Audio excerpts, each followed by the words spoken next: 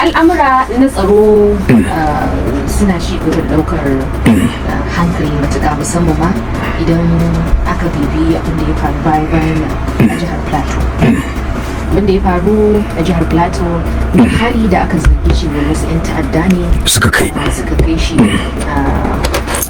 arewacin Plateau. Kusa da Rukuma Barracks ne? Ya kware da gaske. Abu ne wanda ya faru rashin jin daɗi. Da tajibi. Haka ne. Tashin hankali. Gaskiya ne. Don cewa rahotanni na tabbatar da cewa daga lokacin da abin ya faru aka kai har zuwa yanzu adadin mutanen da suka rasa rayukansu karuwa yake. Wataƙila da Allah wasu sun jikkata to kuma sun karasa asibiti. Suka na asibiti. Akwai ruwayoyi mabambanta dangane da yadda wannan al'amari ya to amma za mu kalli abubuwa guda uku kan haɗu lokaci ya bai cikin wannan al'amura. Na farko, kasancewar ita kanta jihar Plateau guda daga cikin jihohi a Najeriya da inda magana ake yi ta rashin tsaro, Plateau na ciki. Kwarai da gaske. Kuma rashin tsaron ya samo asali ne sakamakon rikice-rikice na al'umma daban-daban. Kwarai, community crisis. Rikicin kabilanci tsakanin kabila kaza da kabila kaza, rikici na kasa tsakanin mazauna wannan yanki kaza da mazauna wannan yanki ba ga miciji tsakanin Fulani da makiyaya. Kwarai da gaske. Da kuma rikici na addini har da manoma na. To wani abu da ya faru bayan nan ya zo a daidai gabar da ake yi ƙoƙarin ganin masu ruwa da tsaki sun yi mai yiwuwa ba wajen ganin lallashin daga bangarori daban-daban, lallasa fitin katta tashi musamman a wannan gaba. Saboda arewacin Najeriya matsalolinta sun yi kuka ya kukan akuya. Kwarai da gaske, kuma kowa da irin nashi kuka. Ta kai jin da kasashen ketare na tsoma baki akan irin waɗannan rikici. Kwarai da gaske, duk da ba su da hurumi. To wai jihohi irin su Plateau, kudancin Kaduna, jihar Kaduna, jihar Benue, jihar Niger da sauransu waɗanda suke wannan kusurwa ta belt. Yaushe ne za a fuskanci cewar manufa ɗaya ce ta kasancewa 'yan Najeriya, amma za a iya kasancewa uba ɗaya uwa kowa da tasa. Ita kuma Najeriya, wato idan muka kalli irin tsarin da aka samu evolution na tafiya ta siyasa da tafiya ta zamantakewa, tun amalgamation da aka yi na haɗe bangaren northern and southern protectorates, waɗannan bangarori guda biyu, wanda kuma ya nuna cewa ta amsa sunanta ba don kuma ba saboda an gina ta ne akan gudubi na haɗin kai da tabbatar da ƙasa guda ɗaya wadda ake cewa one nation one destiny, ƙasa ɗaya al'umma ɗaya. Kuma idan muka duba shugabanni na baya waɗanda suka shugabanci Najeriya, an yi larki daban-daban, regions ake da su a Najeriya, kuma kowanne suna da irin nasu shugaban da sunan prime ko premier da ake faɗa. Idan kika duba za ki ga arewa muna da irin su premier na northern region, irin su Ahmadu Bello, da rawar da suka taka wajen tabbatar da kasancewar arewa babu bambancin addini, babu bambancin kabilanci, illa iyaka a dubi ƙasa, a dubi bukata irin ta yanki. Abinda su Sardauna suka kalla, abinda suka guda yake faruwa a yanzu, shi yasa shi lokacin da yana gwamnati sabon irin salon tsarin da ya duba wajen gina arewa akan gwadaban unity, haɗin kai da kuma tabbatar da bukatun al'umma ba tare da nuna bambanci ba. Abin da ba arewa suna da ɗaukaka kenan a tafiyar duk wani lardi da ya zama Najeriya. Kuma shi da kanshi lokacin da ake hira da shi a kafofin yada labarai, akwai hirar da aka yi da shi premier a jaridar Washington Post a shekara ta 1965, saura shekara ɗaya wa'adinsa a duniya ya ƙare. Premier yake cewa aka masa tambaya, dan jarida ya masa tambaya tun daga Amurka wuce take, yace ga kaga musulmi ga ka bahaushe, amma wanda ya fi sanin sirrinka a cabinet din gwamnatinka, wato principal private secretary haka, ba kirista ne kuma ba musulmi ba, sanda auni. Sardauna ka da baki ke faɗawa shi wannan dan jarida David Ruston da ya zo daga Washington Post a America, yace Ruston ai mun fito da wata manufa da muke kallon Najeriya ta hanyar madubi iri ɗaya, wanda idan ba mu magance matsaloli guda biyu ba za a waye gari Najeriya wani zamani zai zo wanda a iya ganin sauyin yanayi da irin gaba ko kuma kutuban da muka ɗora ƙasar ya canja sabanin tunani da 'yan mazan jiya waɗanda suke da kishin ƙasa. In an gurɓata tafiya to ko bayan ba ma nan abubuwan za su dagule, wataƙila mu zamanto point of reference wanda za a rika tunawa da mu da cewa mun yi aiki amma waɗansu masu rusau lokaci guda sun zo sun rusa abin da muke. Ya ce in muka yadda kabilanci da bambancin harshe da bambancin addini, ya ce ai da Allah ya so mu kowa ya zama musulmi, in ji premier ga resto ta ba wanda ba zai zama musulmi ba. In kuma Allah ya niyya kowa ya zama kirista, ya ce kowa zai iya sama. Ya ce amma Allah ya halice mu ya bambanta mu, kowa da addinin da ya imani da shi, kowa da yare na uwa wanda yake magana da shi. Ya ce irin waɗannan abubuwan ne muke guda waɗanda in aka wayi gari waɗanda za su gaje mu ba su rike abin kamar yadda muka ɗauko shi muka rike muka rabaka ba. In dai son zuciya da tunanin ni daga bangare kaza nake, wancan daga bangare kaza yake, wannan daga addini kaza yake, wannan daga addini kaza yake, sannan yake cewa za a wayi gari mu tashi baran-bara. Ya ce kuma ba abin da zai zo mana a rai da sunan kwaɗayin kwalama sai dai mu sha jinin yan uwanmu domin mu biya bukatar mu ta son zuciya. To kin ga idan aka duba irin waɗannan abubuwan abin da yake faruwa a Filato da matsaloli da suke faruwa na kabilanci da bambancin addini da bambancin yanki da bambancin siyasa, a kin ga su idan kika duba matsalolin su kowane yanki a cikin arewacin Najeriya, idan kika duba arewa gundarin ta akwai arewa maso gabas ita ce north east, kin ga su kuma matsalolin tsaron su yana da bambanci da abin da yake faruwa a north west, sannan kuma suna da bambancin matsalolin da abin da yake faruwa a north central, wannan wanda Josen take ciki. To kin ga idan kika duba za ki ga north east ba su da wata matsala da ta dame su kamar matsalar Boko Haram. Idan kika duba arewa maso yamma babu wata matsala da ta fi kamari a arewa maso yamma banda matsalar waɗanda suke aikata fashin daji da garkuwa da mutane domin neman kuɗin fansa, abin da ake kira armed banditry. In kika duba za ki ga cewa su kuma north central ɗin da ake magana da irin su Benue da irin su Plateau da irin bangarorin da suka shafi wannan yanki, matsaloli ne na kabilanci da abin da ake kira communal clashes, rikice-rikice waɗanda suka shafi al'umma. To amma ita Plateau da aka tsaya aka kalli abin, aka yi mata x-ray, aka yi mata hoto na kwakwaf a gano menene matsalarsu, sai aka ce ai dattawan yanki da 'ya'yansu da jikokinsu su ne suke shan jinin junansu, babu dalili babu gaira babu saba, yasu ne. Har ma wasu suke cewa tun da yasu ne mai zai hana manya dattijai na wannan yanki waɗanda suke da influence, waɗansu da yawa sai rike makamai. Kin san duk wani nau'i na aikin gwamnati a Najeriya ba za ki rasa waɗanda mutu suka fito daga North Central ba.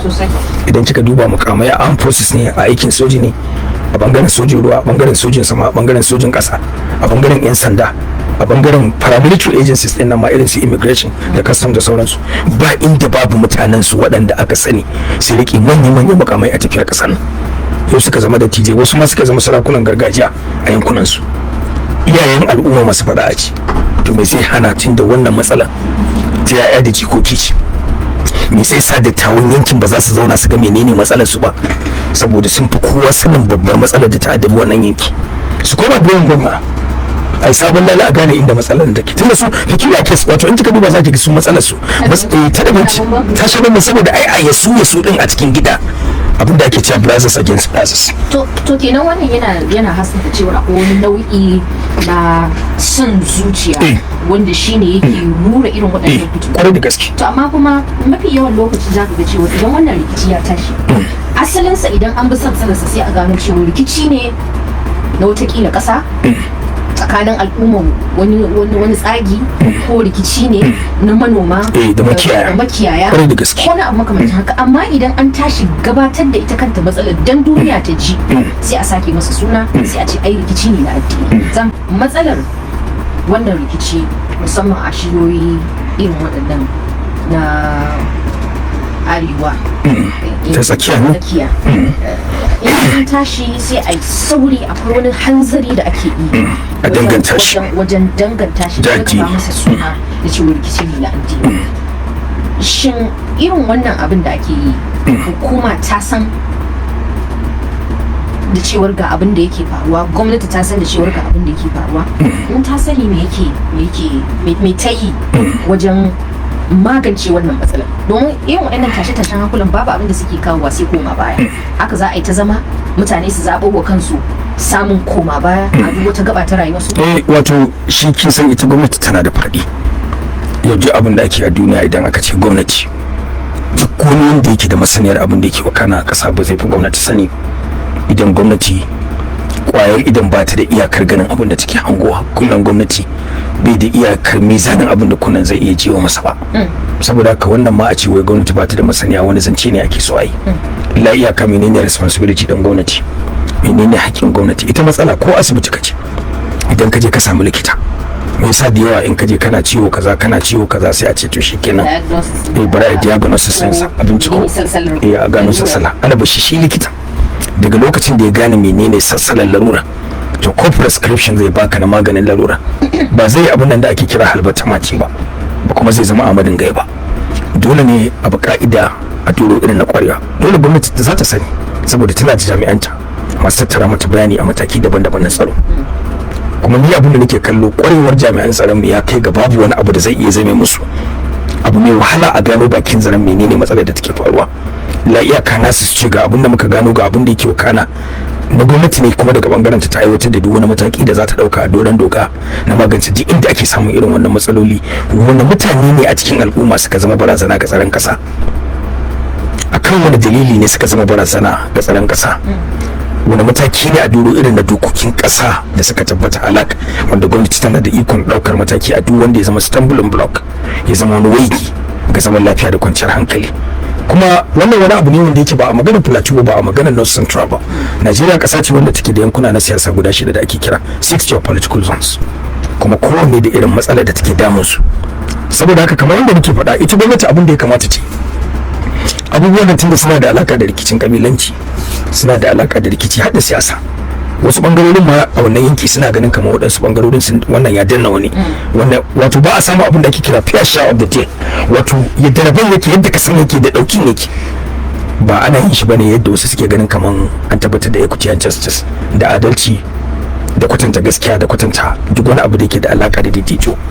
Wasu sai suke ganin cewa wani bangare a cikin yankin ya danna wani bangaren, to wannan yakan dasa rashin kauna da rashin jituwa da duk wani abu na rashin jin daɗi da ɗaya bangaren yake kallon ɗaya bangaren a matsayin kamar ya danna ɗaya bangaren. To ɗazu ka yi wata magana kake cewa kowace al'umma ba ta rasa wasu rukuni na mutanenta wanda suka yi fice, suka yi shura, suka samu ɗaukaka, wasu damammaki na shugabanci ko wani abu makamancin haka.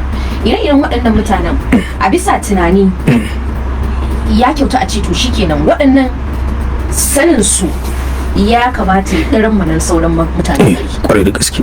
Me yasa? Saboda su sun kasance akan wata dama da za su san wasu sirrurruka da ba kowa ne ya san su ba, za su san wasu bayanai da ba kowa ne ya san shi ba. Kuma amfanin sanin waɗannan sirrurrukan da sanin waɗannan bayanan, sirrin al'umma da sirrin abubuwan yadda mutane suke mu'amala, yadda ake wasu cikumurɗa, yadda ake rufe kofa da wasu a tattauna wasu abubuwa, ya kamata wannan ya bada dama wajen tsantseni wajen tunani da gabatar da shawarar abin da za ta zama maslaha da mafita ga al'ummar su. Amma ba a ganin irin wannan motsin ko tasirin su waɗannan mutane wanda suka samu ɗaukaka suka shura suka kanka bai. Yanzu kin ga magana take faɗa, idan kika duba yankin arewa ta tsakiya, arewa abu ne wanda ba ma shakka kowa ya tabbata gaskiya ta fito da shugabanni daban-daban. Idan kika dubi daga lokacin da Najeriya ta samu independence, ta samu yanci a shekara ta 1960, an yi shugabanni daga yankuna daban-daban a cikin ƙasar.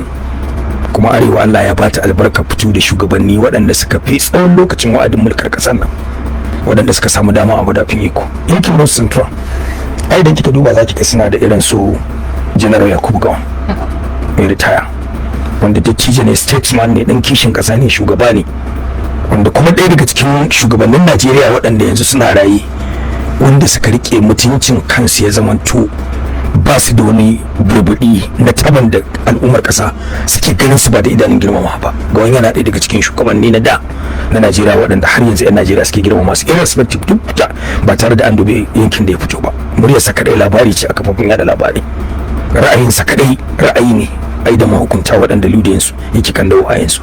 Shawararsu abakar baci ga duk wanda ya san menene Najeriya. Karewar Gowon a lokacin da yana gwamnati aka samu wasu tsagiru daga yankin ƙasar nan suka nemi a yi tawari wanda ake so a raba ƙasar nan lokacin da aka yakin Ojukwu a shekara ta 1967 zuwa shekara ta 1970, wanda aka zubar da jini na kowane bangare daga cikin ƙasar nan. Don a lokacin Najeriya tana da yawan population na mutanen da ba su shige mutane miliyan 60 ba a lokacin.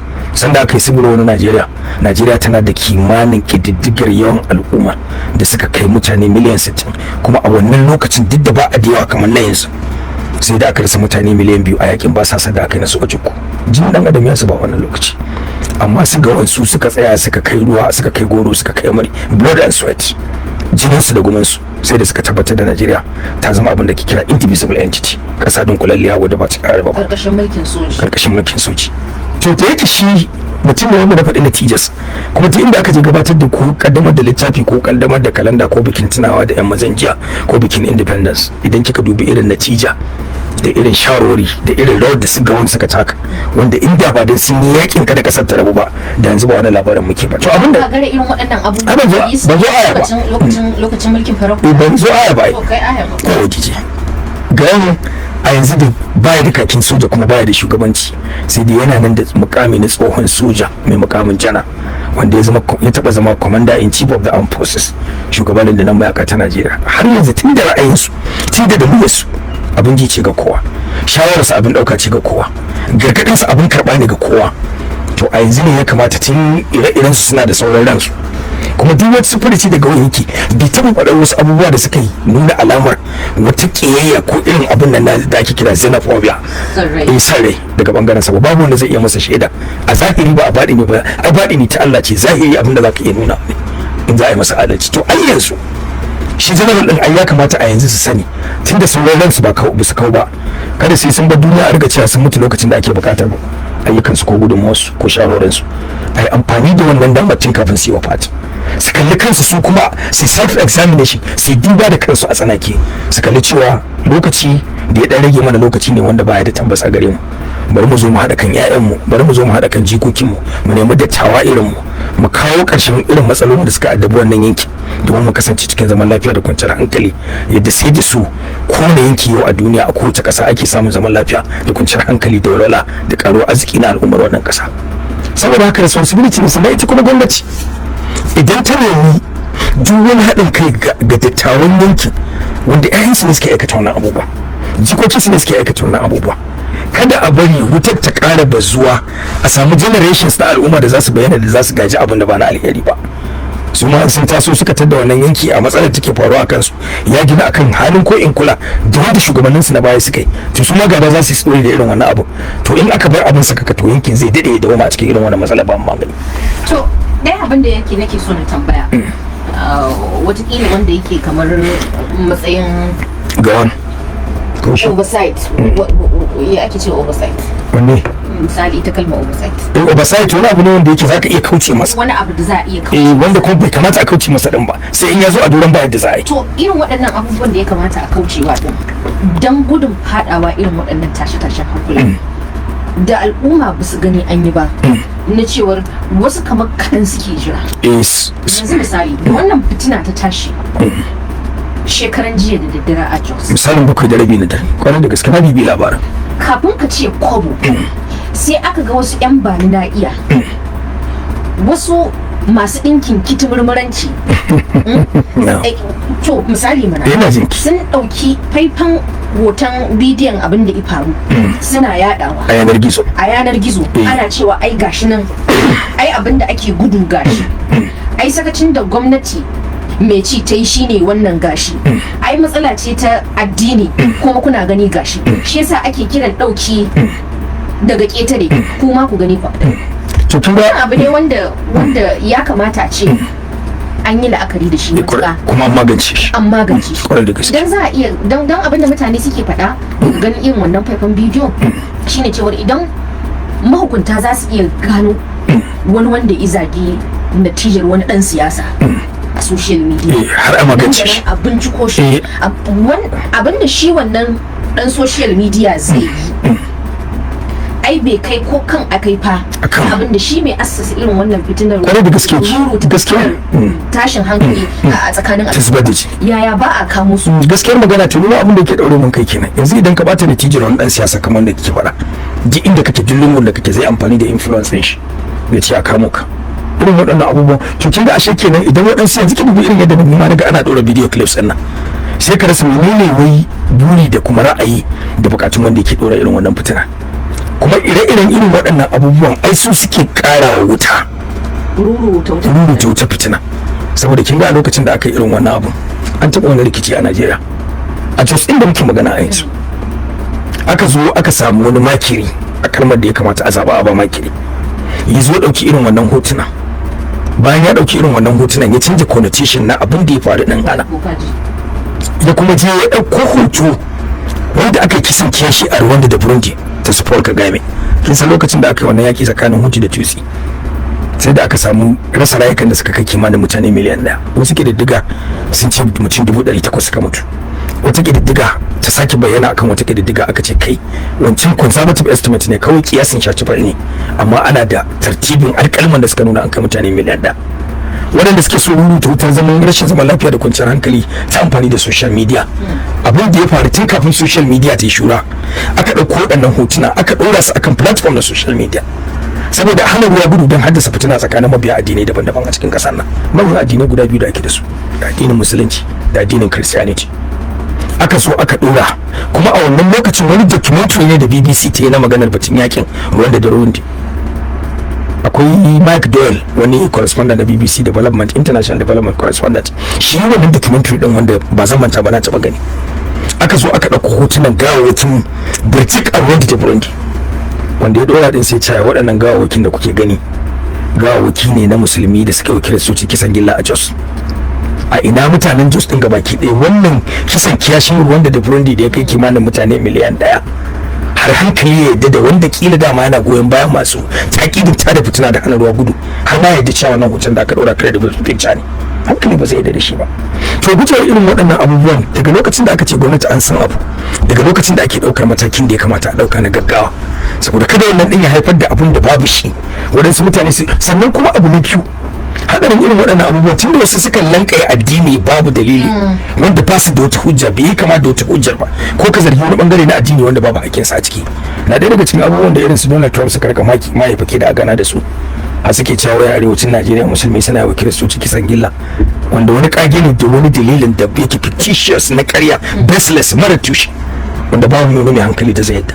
Aka waye gari aka samu waɗansu daga cikin dattawan da suke cikin addinin Kirista suka confess, suka furci da kansu cewa tsakaninmu da al'ummar na musulmi babu wannan dalilin da Amurka ta dogara da shi, don ƙarya ne ba gaskiya bane. Mu muna zaman lafiya tsakanin al'ummar mu da al'ummar waɗannan mabiya addini daban-daban da abokan zaman mu. Wannan shine ƙara tauye wutar.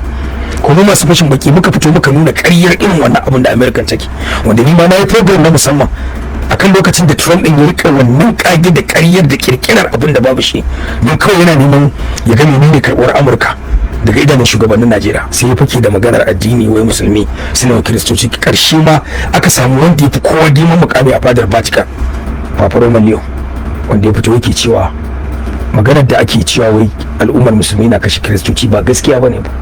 Na ga da takon Papa Roma a wannan lokaci na yaba masa, yake cewa kashe-kashe a Najeriya ibtila'in rasa rayuka da zubar da jini ba ga musulmi ba, ba ga kirista ba, sai dai wanda ibtila'in bai same shi a doron kaddara ba. Wannan kalmar Papa Roma ce.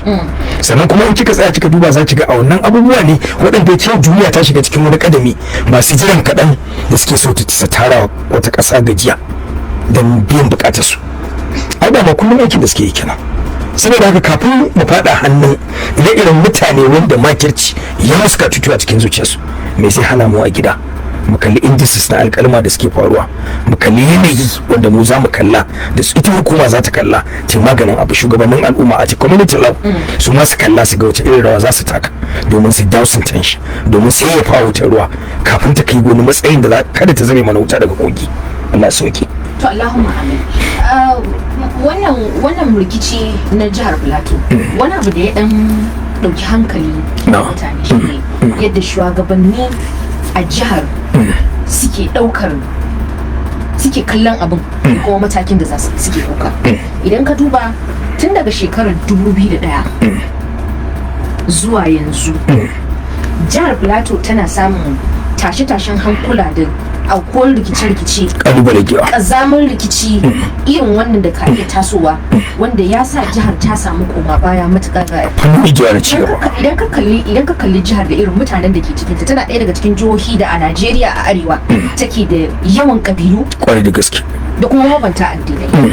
To amma kuma yadda shugabannin suke kallon matsalar, masana na ganin cewar shi kansa hakan ya daɗa ruruta wutar irin waɗannan fitintunu da kuma ɗaukar ɓangare da suke. Misali a shekaran ajiya da gwamnan Plateau ya kai ziyarar gani da ido da jajantawa al'ummar wannan al'amari ya faru, yadda ya je ya aika wasu sakonni masu rikitarwa. Wannan abu da ya faru an ce 'yan ta'adda ne suka je, kamar yadda shaidu na gani da ido suka wasafa. 'Yan ta'adda ne wasu suka zo aka sauke su a mota, suka zo a babur su kusan 20 suka shiga cikin unguwa, cikin suka shiga cikin al'umma suka buɗe wuta.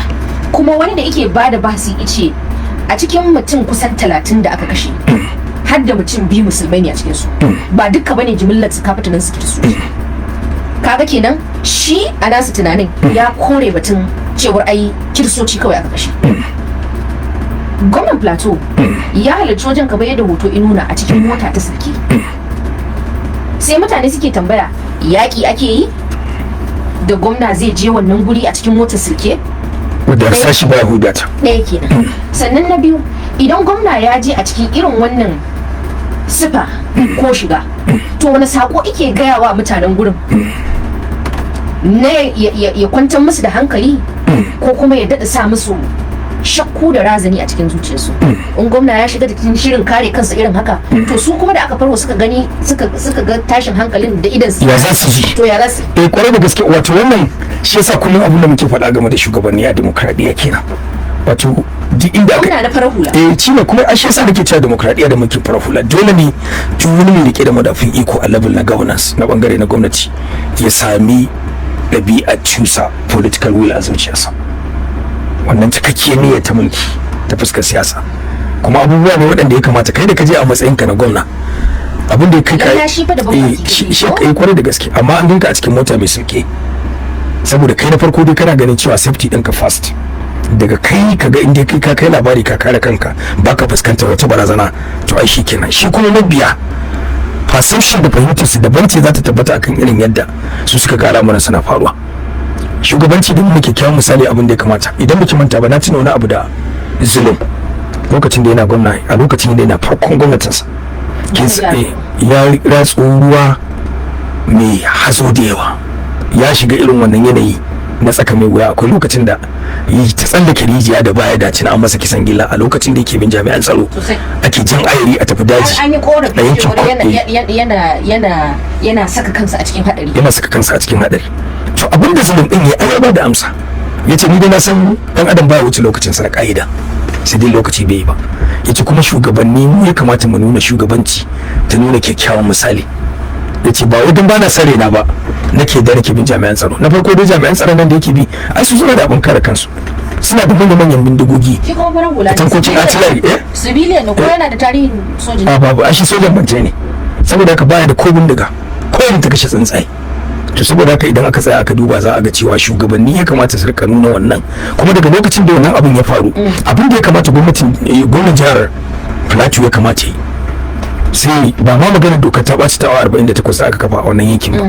A'a, akwai taro na emergency meeting da ya kamata a yi kira ga dukkan masu ruwa da tsaki, sarakunan gargajiya a Plateau, shugabannin al'umma daban-daban, mabiya addinai daban-daban, manya-manyan shugabannin addinai daban-daban, a zo a yi wani taro na gaggawa su kalli kansu su gaya kansu gaskiya cewa kai wannan matsalar da muke fuskanta ba daga wani gida aka haddasa mana ita ba, daga cikin gidan ba aka rubuta. Wataƙila idan wannan ba za ta yiwu ba, akwai buƙatar misali tunda ai ba yanzu faru ba, gaya wa kai gaskiya kamar ya gagara, saboda takan nuna wani lokacin kamar akwai waɗanda suke so su yi amfani da irin wannan damar don biyan buƙatar ƙashin kai. Misali, daga lokacin da abin ya faru gabanin a saka wannan dokar ta ɓaci, har wasu rahotanni sun bayyana cewar wasu 'yan jiran kaɗan masu jiran kaɗan sun fara tara hanya. Za a fara kaddamar waɗanda ba su ji ba su gani ba dinnan su wane ne, matafiya ne, wataƙila kai ka taho daga wata uwa duniya ba ka san abin da yake faruwa, ba ka da alaka da garuruwa, ba ka ma san me ya hau ba, me ya aka abin ya faru, an kaddamar maka. Kuma irin waɗannan sai kaga ana cewa to shikenan kabila ta guri kaza da abu ya same su, ai suna farwa kabila kaza ko kuma masu mabiya addini daban da sha bamban da nasu, saboda tuntuni dama sun riga sun yardar wa kansu, sun zartar wa kansu hukunci cewar ai kaza da ya same mu na wannan fitina ai su ai bangare kaza ne suka haifar mana da shi, kamar yadda ake tunani cewa ko da yaushe sai a ce ai fulani ko da yaushe sai a ce wa Fulani. Akwai lokacin da bincike yake nuna cewar ba ainihin Fulanin ne suke kaddamar da ire-iren waɗannan hare-haren ba. Akwai masu yin sojan gona. In ma kwarai da gaske akwai waɗanda suke shigar burtu wanda za su zo su fito da duk wata siffa da ta kamar da siffar waɗanda ake zargi. Ƙarshe sai kiga cewa ba su da ruwa ba su da tsaki a ciki. In ba ka manta ba a lokacin da a bara waccan dan yanzu an gota shekara guda da wasu matafiya suka taho za su taho bikin sallah babba ta jihar Edo. wasu maharba suka biyo ta jihar Edo aka kaddama musu ana zargin cewar yan fashin daji ne saboda sun yi kama da waɗanda suka fito daga daji da bindigoginsu. Yaya gwamna Monday na jihar Edo ya tafiyar da wannan al'amari? An fara tara hanyoyi, mutanen gari sun fara ɗaukar hukunci a kansu, amma da ya zo sai ya toshe kundinsa sai ya ce a saurari matsalar yadda take, a magance ta, a gano shin waɗannan mutanen da gaske yan fashin daji ne. Aka gano ba yan fashin daji bane, duk da cewar al'umma garin sun riga sun zata so kansu hukunci cewar ai yan fashin daji ne suka shigo musu dan haka za su maganta matsalar da kansu.